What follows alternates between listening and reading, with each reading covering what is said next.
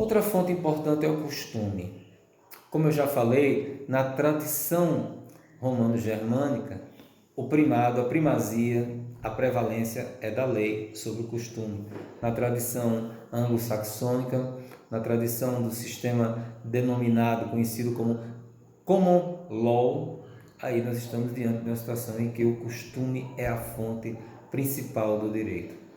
Já falamos sobre como o costume se manifesta, o que vem a ser o costume, o conceito de costume, prática social reiterada com a ideia de obrigatoriedade no meio social específico, mas algumas características devem ser destacadas com relação ao costume.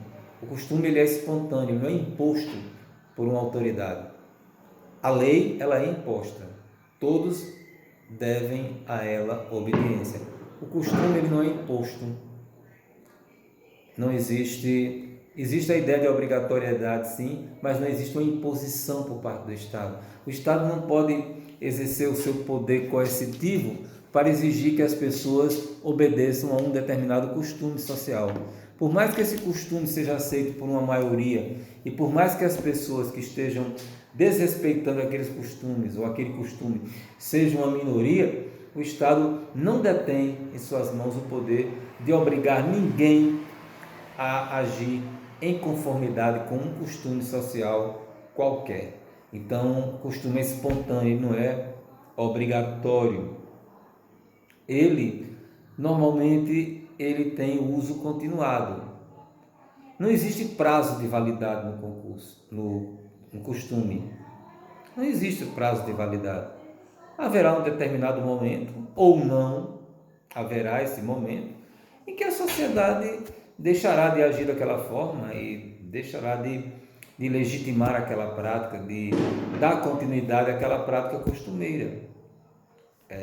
Pode acontecer, é normal isso acontecer. Né? Um outro aspecto referente ao costume é que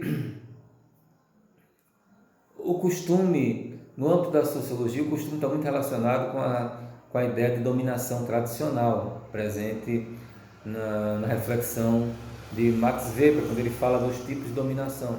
A dominação carismática, a dominação tradicional, a dominação burocrática. Né? O que seria, né, entrando aqui no campo da sociologia, o que seria a dominação carismática? Como é que ela se manifesta? Como é que ela se caracteriza?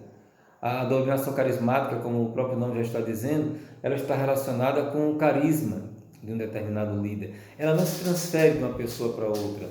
É muito comum nós vermos um determinado líder político que é carismático, que leva o seu partido a vitórias consecutivas nas eleições, e quando aquele chefe político se aposenta ou morre ou é afastado por algum motivo da vida política, ele não consegue transferir o carisma, que é uma coisa pessoal, para os seus herdeiros, seus sucessores políticos. Muitas vezes até pessoas da mesma família, filhos, irmãos, não conseguem ter o mesmo carisma de outra determinada pessoa.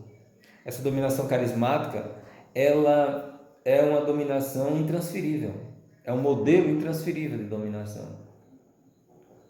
O Papa Francisco I, o atual Papa, é um homem extremamente carismático, é um religioso extremamente carismático, é um político. Não pode-se dizer que o Papa não é político, porque não tem como dizer isso, extremamente carismático. Mas, assim como os seus antecessores últimos não eram tão carismáticos assim, os seus sucessores poderão não ter também essa característica, porque é algo intransferível, algo dele, de Francisco, e no campo da política de muitos outros, de muitos políticos, líderes religiosos, líderes políticos, pessoas que têm realmente um carisma. E essa dominação pelo carisma, nós temos inúmeros exemplos na história de pessoas que exerceram o poder a partir do carisma.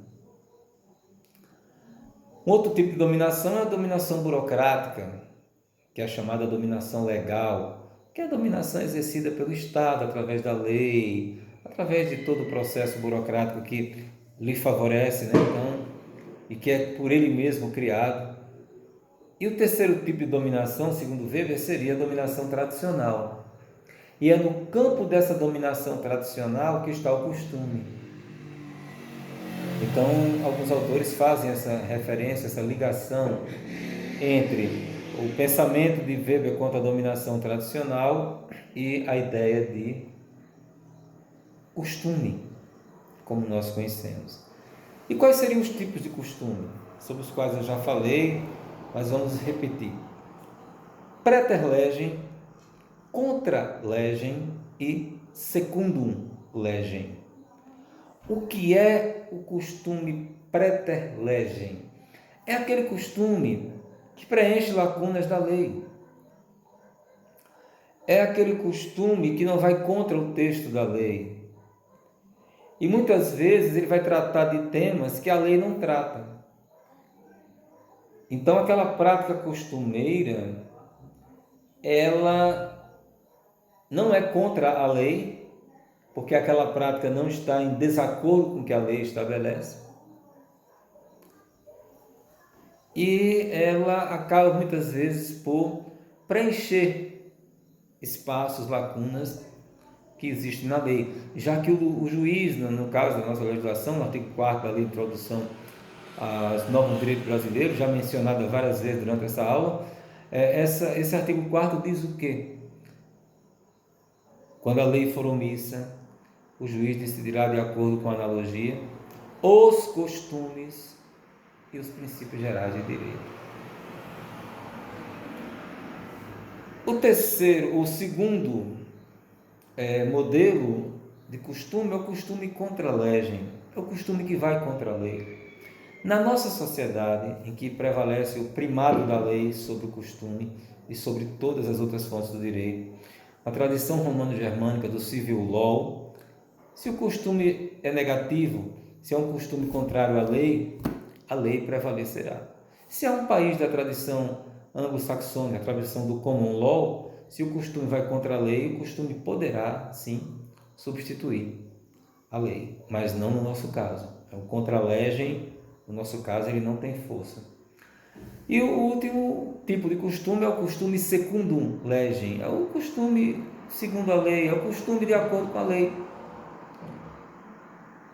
Não é o caso da lei ser omissa e o costume a complementar, e nem é o caso da lei dizer uma coisa e o costume dizer outra. É aquela situação em que coincide tudo, o costume diz uma coisa, a lei diz a mesma coisa, e não há nenhum tipo de conflito ou de preenchimento de lacunas deixadas pela lei por parte do costume.